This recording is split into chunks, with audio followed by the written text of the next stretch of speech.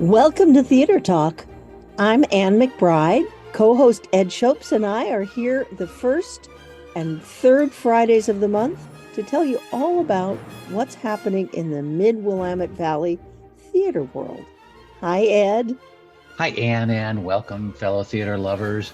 Joining us first on this episode of KMUZ Theater Talk is award-winning Oregon playwright E.M. Lewis. She's a Willamette University alum who has made a name for herself writing opera librettos and scores of successful plays and musicals. And in our second interview segment, composer Roscoe McDonald joins the conversation with Lewis to tell us about their collaboration on the premiere of a new musical, In the Deep, debuting at Willamette University October 26th and running through November 12th. But first, let's check our KMUZ Theater Talk calendar to see what else is on the boards. Ann. The Salem Theater Network, which includes theaters throughout the Mid-Willamette Valley, now has a new name, the Mid-Valley Theater Network, to better reflect its membership. And at Albany Civic Theater, and they're at albanyscivictheater.org, She Kills Monsters, Ki Nguyen's surprisingly sweet tale of friendship, loss, and acceptance, all told through the lens of Dungeons and Dragons, plays at Albany Civic, October 20th through November 4th. It's directed by Josh Anderson. And the next play up at Albany Civic is Peter and the Starcatcher, and that's playing December 1st through the 16th. That is a great show. Brush Creek Playhouse at brushcreekplayhouse.com. Brush Creek's 2023 season will close December 1st through 17th with Ebenezer, A Christmas Carol. It's an original adaptation of the Charles Dickens classic by Emily and Michael Wood and directed by Norman Gouveia. The Elsinore Theater is at elsinoretheater.com. For information about all the many local events and touring shows that are on stage at the Elsinore, go to elsinoretheater.com or see their Facebook page. Enlightened Theatrics at enlightenedtheatrics.org. Next up for Enlightened Theatrics is James and the Giant Peach. It runs December 10th through 17th at the Grand Theater in downtown Salem. The show is directed by Stephen Munshaw, assisted by vocal director Kent Wilson, and choreographer Christopher Dean. Go to enlightenedtheatrics.org and Enlightened's Facebook page for more information. Gallery Theater is at gallerytheater.org. The Harry Potter-inspired Puffs, or 7 Increasingly Eventful Years at a Certain School of Magic and Magic, by playwright Matt Cox and directed by Garrett Gibbs, plays October 20th through November 5th. Now, this is a hot show, so get your tickets now at gallerytheater.org. Kaiser Homegrown Theater at kaiserhomegrowntheater.org. Auditions for the show Boeing Boeing were last weekend, but that show will open Kaiser Homegrown's 2024 season. Auditions for other shows in Kaiser Homegrown's 2024 season will happen in early December. We'll have audition dates and season information for you as they are announced. The Majestic Theater is at majestic.org, and they also have the Majestic Theater Facebook page. Candor and Ebb's hit musical Cabaret runs November 4th through 19th at the Majestic in downtown Corvallis. Get tickets at majestic.org. Pinnacle Theater at pinnacletheater.org. The Gentleman's Guide to Love and Murder, a dead funny musical comedy by Robert L. Friedman and Stephen Lutvak, closes Saturday, October 21st. Check out our KMUZ Theater Talk podcast for our interview with director Lori Ann Schmidt and actors from this hilarious musical. Next up at the Pinnacle Theater is the comedy The Play That Goes Wrong, opening November 17th. We'll have the director, Susan Shopes, and some of the cast members on our next show. And auditions for Brighton Beach Memoirs, directed by Joe Dodge, will be held October 21st at the Pinnacle Theater's lobby.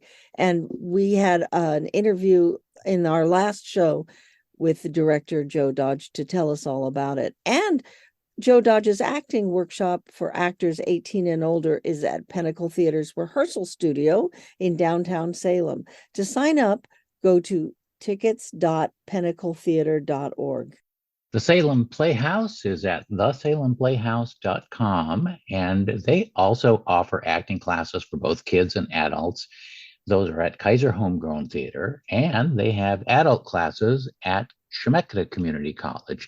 To sign up, go to thesalemplayhouse.com and click on the Classes tab. Spotlight Community Theater at spotlightcommunitytheater.org. They are going to present Spotlight Haunted Theater October 27th through the 31st. Corbin University is at corbin.edu/theater-arts. And You're a Good Man, Charlie Brown will play November 9th through 19th at Corbin. It's directed by Tamara McGinnis. See the Corbin Theater Facebook page and the website for show and ticket information. And we'll have an interview with Tamara McGinnis, the director, on our November 3rd KMUZ Theater Talk program. Western Oregon University at wou.edu/theater. Western's upcoming season of shows starts with Much Ado About Nothing, November 9th through 18th, directed by Jeb Burris. Willamette University is at wutheater.com, and Willamette's 2023-24 season kicks off October 26th through November 12th with the world premiere of In the Deep, a new musical with book and lyrics by E.M. Lewis and music by Clarence Roscoe McDonald. Ellen Lewis joins us later in today's program to talk about her career, and she'll be joined by Roscoe McDonald to talk about the world premiere of In the Deep. So stay tuned for that. We don't have information about all the high school productions yet, but we'll let you know what's coming as soon as we can. McKay High School and their Facebook page is McKay Thespians. They are partnering with Portland Playhouse's Fall Festival of Shakespeare, and they will stage Romeo and Juliet at the Winningstead Theater in Portland. And they have a guest director, Cecily Ash. North Salem High School is on Facebook at NSHS Theater. They're doing the teen edition of Chicago, and that opens November 3rd, directed by Alyssa Bond. Don't miss it. It's going to be a great production. South Salem High School, and they're on Facebook at Saxon Drama. Drama teacher Juliana Gibbons tells us The Sound of Music opens November 30 and plays through December 3rd. Saxon Drama's advanced theater class is doing The Bard in December as an outreach and educational piece for South Salem's high school's feeder schools. And new to KMUZ Theater Talk, Stayton High School is on Facebook at Stayton High School Theater, and they are doing the mystery comedy Clue, opening November 16th and running through November 19th. That wraps up this week's Theater Talk calendar. Coming up next, we'll hear from Ellen Lewis, who writes plays and opera librettos as E.M. Lewis, and we'll have a long conversation with her about her plays, her career path, and more.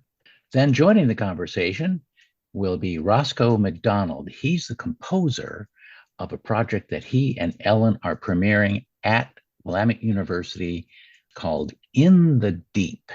Stay tuned for more KMUZ Theater Talk. We'll be right back. We're talking with E.M. Lewis, who is also known as Ellen Lewis, about her exciting life and about her upcoming world premiere production of In the Deep, a musical opening at the Willamette University, October 26th. Welcome to Theater Talk. Thank you.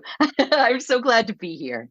Hey, Ellen, we've known each other for a while since I was in one of your earlier productions at Willamette University's Theater 33. I'm particularly pleased to see how far your career has progressed over the years. I'd like to start the interview by asking you to tell our listeners a little bit about yourself and how you got started in the world of opera libretto writing and playwriting. How did all that happen? Oh, sure. Well, thanks, Ed.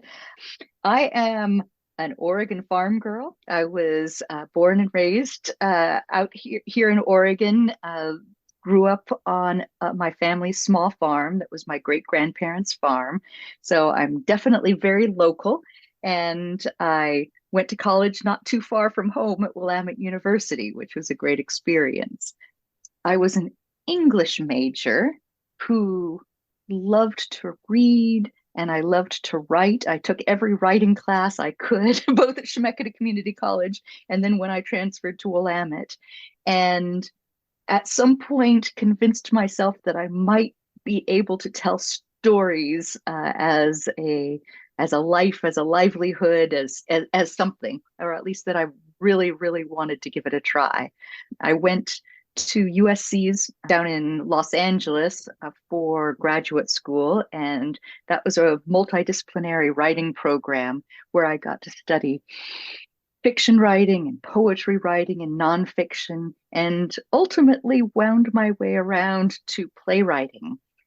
And once I did, I was completely sold on it, and I've done almost nothing else ever since. There was something about that way of telling a story that just delighted me. And I could feel it when I was doing the writing, alone, listening to my characters talking to me. But then I also had the opportunity as a playwright to go into the theater and worked with directors and actors and designers. And so the whole bailiwick was such an exciting prospect. So that's where how I got started. And I lived in Los Angeles for quite a few years, about 13 years, 14 years. So I stayed after graduate school and joined a theater company and began writing plays. And I wrote my first 3 or 4 plays there when I was living there in Los Angeles, and won my first Steinberg Award from the American Theater Critics Association for my play Song of Extinction, which is the one that I met you on. Right. Wow. So how did you get started doing opera librettos? That's really fascinating to me. Well, it was unexpected to me too. I didn't see it coming because I hadn't been a person who went to the opera when I was growing up or had much experience with it. But I'd been writing plays for a number of years. My work as a playwright had taken me then to New Jersey when I received the Hottership from Princeton University. So I was spending some time out there, and the composer who I worked with on the piece of music for Song of Extinction called me up and he said, "Hey, there's this program in New York City that I think we should apply to together. And it's called American Lyric Theater. And they have this composer librettist development program that allows you a year-long course in how to write for opera." And it had never occurred to me as a possibility, but reading through all of their materials, I was like, oh, the prospect of collaborating with a composer, of telling stories for the stage, but with a few more bells and whistles, sounded very exciting. So each of us applied. I got into that program, and it was an intensive and amazing year of postgraduate studies in opera writing. Truly an amazing program. Then they kept me on for a second year, and then they commissioned me to write my first opera. Wow. So, and that opera is about to have sort of a double world premiere. It's going to be at Portland State University this fall, and then at Opera Modesto down in California in January and February. And what's the title of that piece? That one's called Sherlock Holmes and the Case of the Fallen Giant, and it was written with composer Evan Meyer. Wow, that's going to be something to look forward to. It's very fun.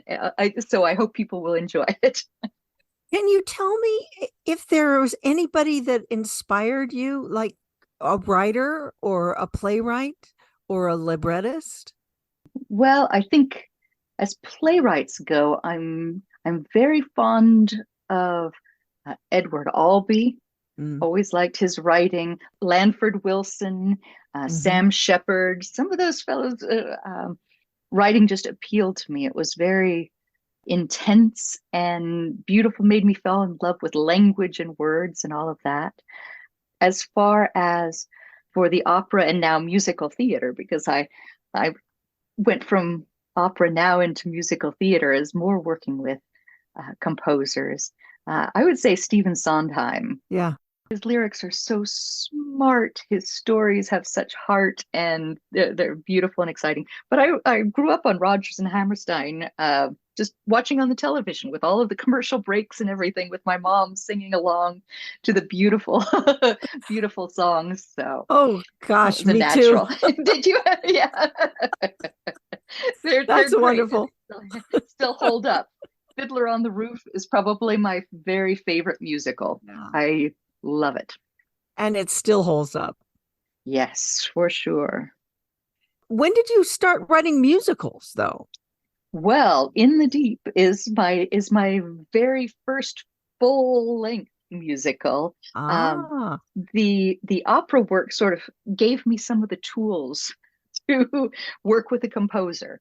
It's truly both writing for opera and writing for musical theater are so collaborative and very different from playwriting, which in its first generating the world of your play is a very solitary process. Oh, sure. And sure. So learning to work together was new to me. I would think that it would be a natural to move from musicals to opera and not backwards. But you, Ellen, have done it your own way. Oh, well, there's no straight path to any of this, to a life as an artist. You're just lucky if you get to have one at all, I think.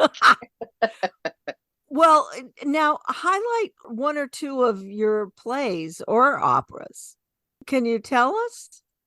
I would say a very special one was my play, The Gun Show. It was a very personal play about guns in America and my own experiences with them.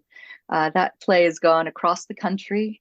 We produced it in Portland at Artists Repertory Theatre, and then took that production to Edinburgh Fringe Festival and performed it there. So that was very special to take a little story of mine across the ocean and do it in an international theater festival. Artist Rep also did my 5.5-hour epic Magellanica, which is set in Antarctica, and wow, that was quite a delightful journey of its own. And there's an audio version of that available, as I understand. There is. Now, during the pandemic quarantine, Damaso Rodriguez, who is the artistic director of Artist Rep, brought the whole band back together. Rodi Ortega, who is our wonderful composer and music director for that project, and all of our original cast. And we did an audio version. So that's still, I think, available on the website somewhere. Wow.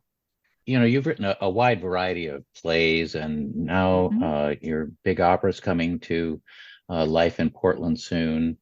You've had an epic experience with Magellanica. If you look at all of your work as a whole, is there any specific message or theme that you tend to explore in your work? That's a good question. Some of your shows are about relationship and loss. Some are about science and darkness, and and now you're bringing one to life with a character that a lot of people would say they already know, who is Sherlock Holmes.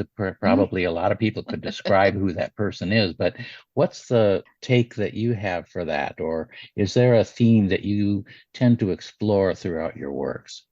I can definitely, at this point in my career, start to see some through lines. The natural world is something that I come back to again and again. And I think that comes from me growing up here on the farm in Oregon. I like science plays, but most of those are something to do with the natural world or our connection with it. But thematically, I guess I would say many of the stories that I've written have to do with how we go on after a loss, after how we go on after something happens to us that could stop us in our tracks, how we help each other go on.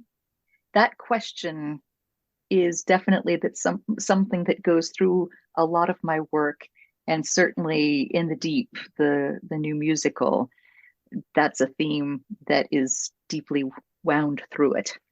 That's a wonderful theme. I'm glad that you mentioned Artists Repertory Theatre in Portland earlier. You have recently begun a second 3-year stint as the Mellon Foundation playwright in residence at Artists Repertory in Portland. And I'm excited about this project. You're working on a new play called The Great Divide, commissioned by the Oregon Shakespeare Festival as part of the American Revolutions program. Yes. Tell me more about that. Well, it's a very Oregon story. It is inspired by wrestling with what happened right here in our home state of Oregon back in 2016 on the Malheur National Wildlife Refuge with the occupation.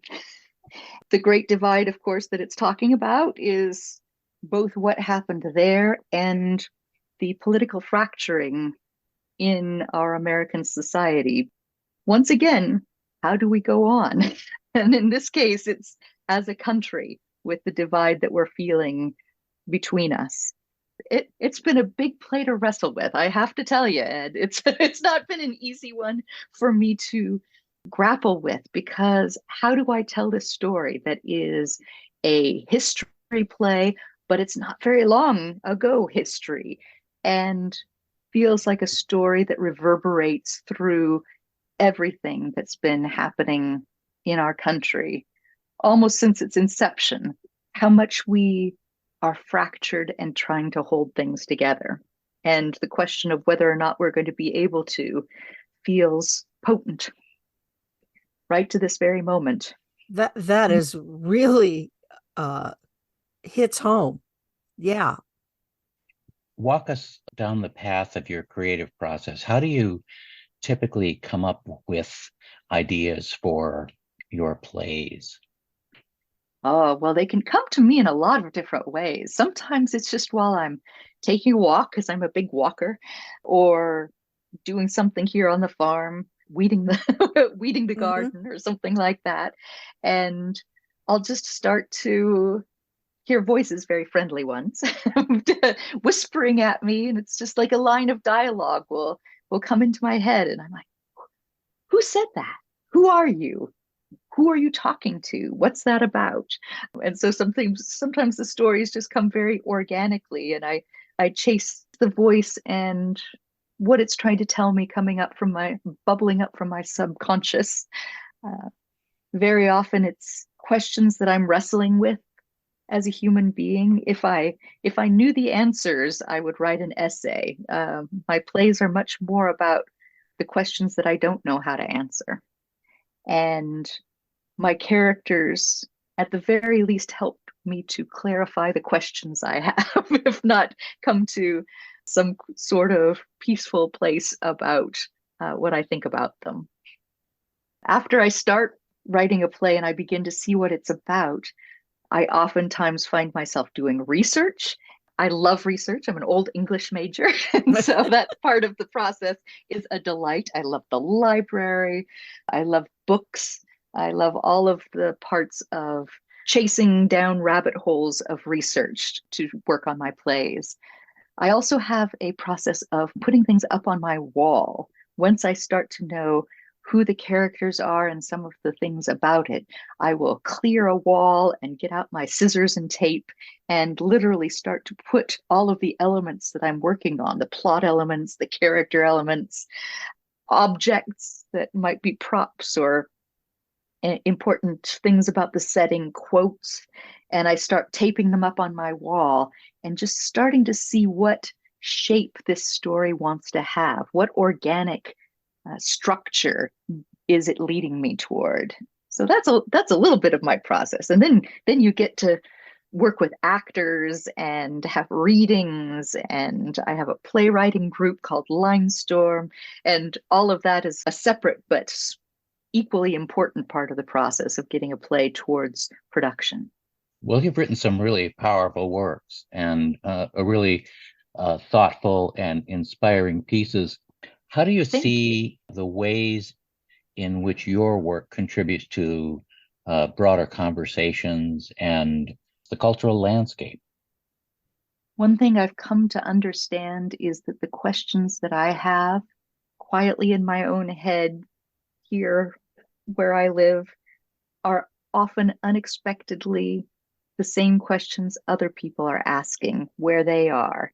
And I don't realize that they're the same questions until I have the courage to write them and start putting them on the page and bringing them out. And then we can explore together and find, yes, indeed, that the things that I'm worried about, the things that I care about, the things that I'm angry about, the things that I'm scared about are the same things that other people are having those same emotional responses to.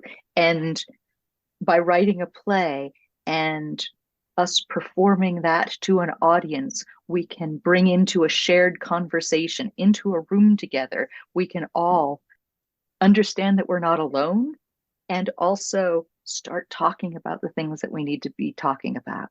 And that can be very personal things or political things in equal measure. I think there's a lot of things that we don't realize we're not alone about. It sounds like many of your plays are conversation starters. You know, I can see people seeing your plays and then talking about it, going out for coffee and talking about what did she say there? You know, it's a real pleasure to be able to do that. I love live theater more than anything. I know I'm preaching to the choir here because to the two of you, but it's just, there's nothing like being in the room with a story all together, and just, you can feel sometimes all of you breathing in sync with each other, all of you like holding your breath as something unfurls on stage, something happens and you've had an experience together. And it's not about something you're learning, it's something you're experiencing together and then can take out the door with you. I hope at its best it can be that, I think. Yes, exactly. A lot of the people who are listening might be aspiring playwrights themselves. What would you offer to someone looking to pursue the career maybe that you've had in playwriting? Oh, I would say it's worth pursuing, first of all. It's a joyful profession. Find your people. That's what I would say. Look for your people. And that's both your fellow writers and a theater company. That's what I did when I was just starting out, and it's what I continue to do. I joined a playwriting workshop when I was a baby playwright, just starting out. Mm-hmm. And we would meet every week. We would all bring in pages and share pages. We'd give each other feedback. And I tell you, it was just fundamental to my being able to proceed. And then I joined a theater company. And that was the other half of the process, truly. It was a small, this was when I was living in Los Angeles. It was a small theater company called Moving Arts. And I tell you, I swept floors. Mm-hmm. I used a hammer on the set. I sold tickets, and they produced my first play. Wow. It doesn't matter the size. It matters that you start to be able to figure out how your stories work on the stage, how your voice comes through the mouth of an actor, how it physically works in space, because plays are so different and three-dimensional. Yes, and you never know how people will respond to what you're saying. You may think that they will respond one way, and maybe they will respond another way. Definitely, definitely. You've got to be in it. You've got to practice to figure Yes. that out. Yeah. And both of those things, both a playwriting workshop and joining a theater company, big or small, any way you can, is a great way to learn and get started. I have one last question before we move on to our break and bring Roscoe McDonald in. Ellen, what are your long-term goals? What is the dream project that you hope to tackle in the future? Well, I'm sitting here talking to you from my office, and I have a list that is up on my wall of about 20 things. I am so lucky to be where I am right now. The arts world has not had an easy time of it, as the larger world has not had an easy time of it through For the sure. last couple of years. That's But true. especially with this Mellon grant supporting me being playwright in residence at Artists Rep, I've been able to be full-time playwright for about the last decade.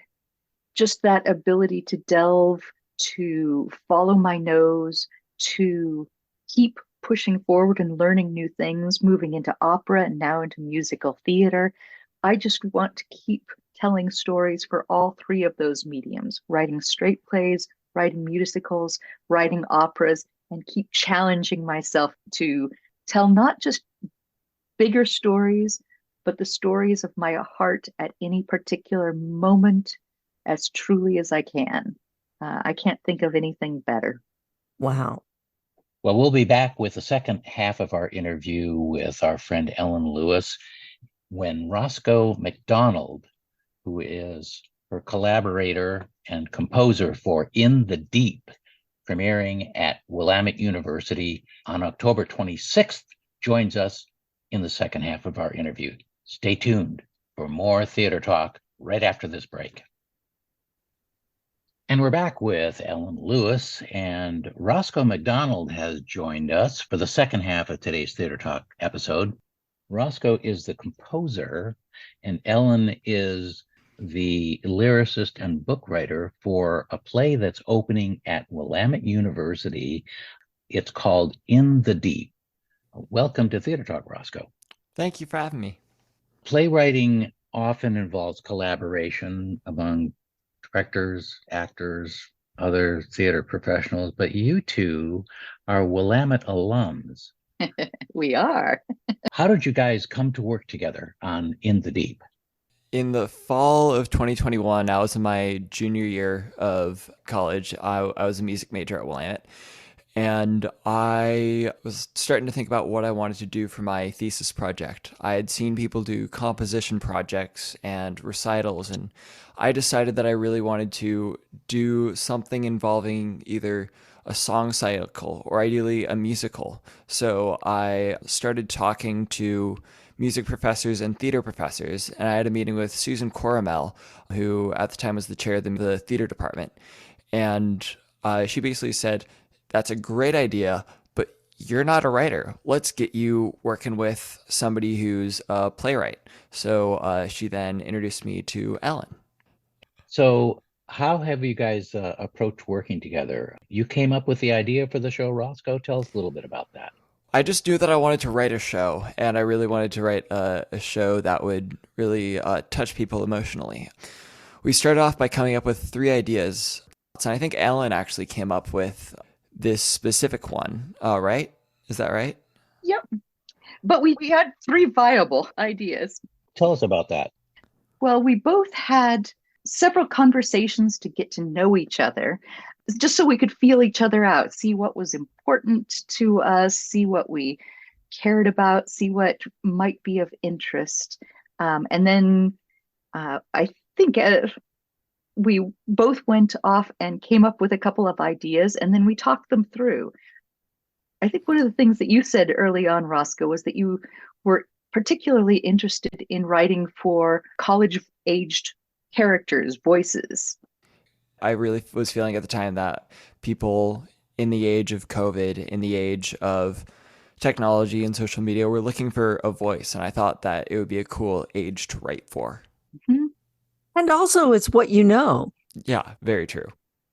And it was going to be who was going to be singing it. So, Oh, I actually did a staged reading of this for my senior recital, and I just had 6 Willamette students come up, 2 of whom are going to be in this production. But this coming production is all current Willamette students. I think all first years, sophomores, and juniors who are parts of the music and theater department who auditioned for this show about a month ago and are going to be performing in it.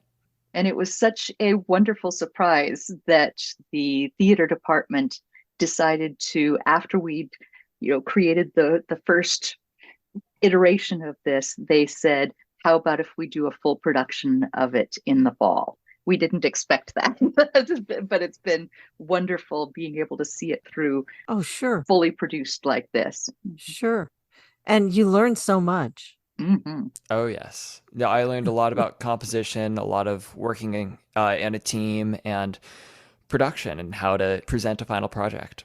Let's just talk about the musical. Could either of you give us a quick synopsis? It's about a group of friends who, after something happens to one of their own, have to find their way forward together. But it's about friends and family, and friends who are family. And it's about coming together. It's about taking care of each other and finding your way through. And what does the title signify? To me, the title is a set of words in the deep that comes out throughout the show. The show centers around a pair of siblings, and the older sibling is a swimmer, and she finds herself over her head, and all the characters do when they get to this situation. And they're all in the depths of, physically in the depths of despair, and the depths of mourning. This theme comes back. The characters sing in the deep at the times of extreme emotion through this show. I see. It's about deep water, both literally and metaphorically. Ah, I see. And you also have an alum that's the director, right? Yes. Carly graduated from Willamette's theater program in 2016, and we both got to meet her at auditions and several times since then. And it's been wonderful working with her. We have such a good cast. Their voices from the minute they came in were so beautiful, and they're working so beautifully together. Both Roscoe and I have had the chance to come to selected rehearsals and check in on the project. We've even done some rewrites because this is a world premiere. This is its first production. So they've been very generous with letting us be part of the process. And it's been great seeing it come to life. And it's exciting for an actor to work on a new piece and work with the composer and the playwright on a new piece. Speaking as an actor, that is so exciting. And so you mentally move forward a lot. So many college programs don't do any new work, much less involving the creators of the work. So I think this is really lovely on Willamette University's part to take a risk on something new like this, and on us. How would you describe your overall vision between the two of you, or concept for this production? And has it changed? And if it has, how has it changed? You decide on the story, you have an overall vision or concept for the play. You're working it out through the meetings that you and have together as a composer, lyricist, and book writer. And it's a journey, right? How has your show evolved from the initial concept to the opening? Sure. We started off at the very beginning by writing an outline of the show. And I actually looked back at this outline as I was preparing for this interview. And the funny thing is, Ellen wrote a few notes at the bottom, and there are a few lines that just are in that outline that ended up in the final production. Ellen wrote the script and the lyrics, and I started composing. She got me the lyrics originally in June 2022. We talked about some revisions we wanted, and then she got back to me with an updated version. I started writing the music in about August when I got back to campus for my senior year. And as I went through the material, a lot of the lyrics stayed the same, but there were some points where I was like, we need to add transitional word here. Or sometimes it was like, the song doesn't need this verse, or this song needs another verse, or we need another song here, or Right. which is part of the fun of it. oh Oh, yeah. sure. And initially, for example, the opening of the show was supposed to be spoken and then go into a song, but I was working with the cast of my original workshop production, and we were like, wait, this is a song.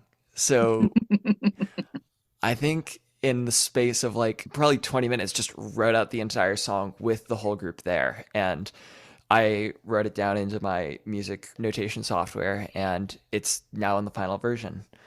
After the workshop version, we changed a few things, kind of solidified the score up a little bit. But in the past month or so, when the theater department has been working, like since they've been working with it, they're like, this needs a song here, and this needs like a little more development. So we've gone in and added some musical interludes, a whole new song, as well as some monologues and dialogue. Wow. It's been so fun. It's been so fun because that's what, oftentimes it's not until you start to see it up on its feet that you realize, oh, there's a little more we might want to work on over here at this quarter, or a little bit more there. Along the way, we also had a lot of discussions about what we wanted it to sound like, the kind of music that Roscoe likes to write, because it's really a bit of a dance, a composer and lyricist, book writer working together. Sometimes one of you leads, sometimes the other leads, and but you have to be coming together.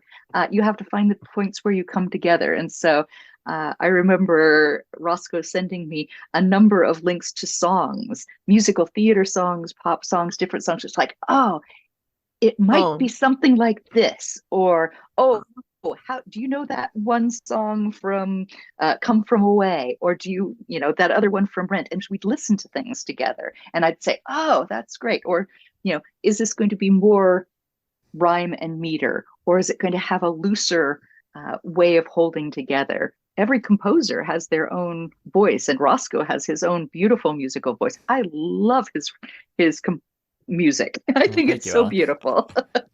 So I wanted to write to that, as well as write a story that satisfied me. It needed to satisfy both of us. And a big part for me is that I really want people to come out of the show having felt something. I hope they will have laughed, cried, or just come out with a sense of awe or a sense of a mission. So for this one, hopefully it does all that. So as you two collaborated on this beautiful story and music, you also have to work with actors, a creative team, and very importantly, a director to bring this to the stage. What did you learn along the way that helped bring your vision to life? Did you see your work in a different light when you began working with the director and the actors and the creative team? It was really magical. The first time they started singing in harmony, which actually was the auditions. We have a wonderful music director, Devin, who was putting all of the actors through their paces at the audition and getting them to sing together. And I was like, just my heart was just kind of overflowing a little bit with how beautiful it sounded. Even then, the harmonies, because there's a lot of singing together. Roscoe is a wonderful singer as well. He was, like he said, in all of the choruses and chorales and everything at Willamette. And so just joy that it sounded as beautiful as we hoped on the page. It was super cool to see that come alive in the rehearsal. I actually got a chance to work with some of the musicians at the very beginning, and it's always a push and pull because every actor is going to read the script differently. And I got to watch a run of the show last week, and there were aspects of the show that or like character aspects that I was like, oh my God, I had never even thought of that. And the way that they're acting it, and I was like, what? That makes sense. Like, I see it, but that's not at all what I had in mind. It gets bigger than anything we could do alone when our collaborators get hold of it, and actors are magical. Well, one of the things that actors always struggle with is the intent of the playwright, the meaning behind the show. And it's got to be really, well, I know for a fact that it's really cool when you have the creative writing and composing team in the room. You've got the source right there. You've got the font of knowledge working with you to bring this story to the stage. And it is a compelling story. It's nice to have the chance to give notes. and we both have, but it's also great to see how much room there is in something you've written for people to make it their own. And so I think that's, the unique actors coming together and creating the relationships between each other and just finding it in themselves, these characters that we created. It's pretty special. But do you ever say, no, that wasn't what I meant? Yes. Of course. And the question do it this is, way instead. the thing that I realized, like, I'm new to writing a big piece of work like this, and it's making sure that you've written the piece in the way that you want it done. Because if you give somebody a piece of music, they're gonna read it as it is. So you got to make sure that you're writing it the thing properly. So like there are a couple times in the workshop run that I did where it's like I was expecting one thing, but I had written something that was like just a little bit different. And the person was reading it properly, but I just hadn't written it right.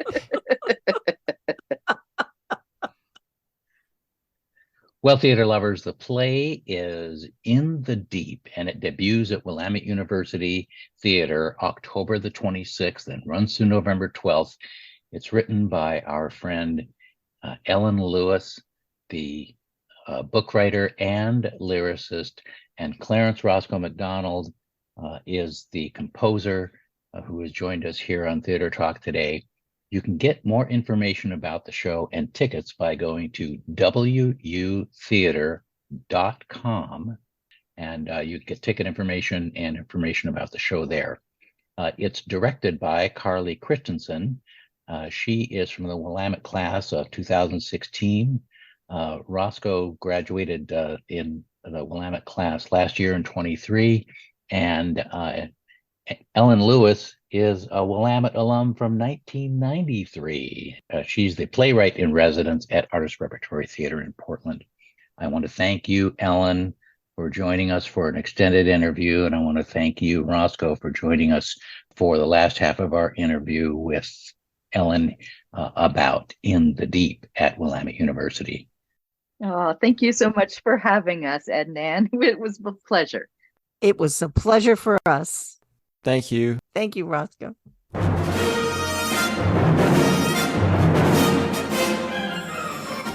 It's time to wind up today's KMUZ Theater Talk program. Thank you for joining us.